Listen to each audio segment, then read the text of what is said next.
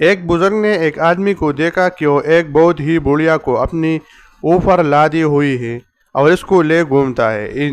ان بزرگ نے اس سے اس بڑھیا کا حال پوچھا، یہ کون ہے؟ اس نے کہا، یہ میری ماں ہے اور میں 7 برس کی مدت سے اس کو لادی پھرتا ہوں۔ اے شیخ، کیا میں نے اس کا حق ادا کیا اور اپنی پرس سے سبکدوش ہوا؟ بزرگ نے اس سے فرمایا، نہیں نہیں، اگرچہ تیری عمر 1000 برس کی ہو تو بھی راتوں میں سے ایک رات میں تیرے لیے اس کی خبرگیری اور اس کی چھاتی سے تیری ایک مرتبہ دودھ پینے کے برابر نہیں ہو سکتا۔ یہ سن کر وہ شخص رویا اور واپس گیا۔ حضرت ابن عباس رضی اللہ عنہما نے حضرت وہب سے فرمایا، وہ کتنی کتابیں ہیں جن کو اللہ تعالیٰ نے نازل فرمایا؟ وہب رضی اللہ عنہ نے جواب دیا کہ 104۔ پھر ابن عباس رضی اللہ عنہما نے فرمایا، کیا ان میں سے کچھ کتابیں اٹھائی گئی؟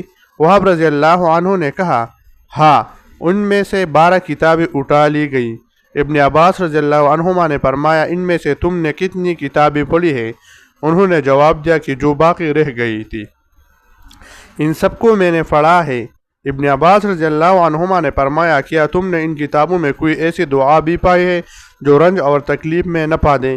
وہاب نے کہا، ہاں، میں نے ان میں سے میں اس کے لیے جس کی نیت پاک ہو دعا نافع اور کافی شافی پائی ہے، اور وہ دعائیں ہے، اے اللہ، اور اے وہ ذات جو سوال کرنے والوں کی ضرورت کی مالک ہے اور خاموش و بے زبان جانوروں کی دل کی بیدو کو جانتے ہیں، پس بے شک تیرے لیے ہر سوال میں شنوائی حاضر ہے اور جواب موجود ہے، اور بے شک تیرے واسطے ہر خاموشی کی واسطے علم محیط ہے، اور تیرے وعدے سچے اور تیرے احسانات بزرگ ہے اور تیرے رحمت وسیع ہے۔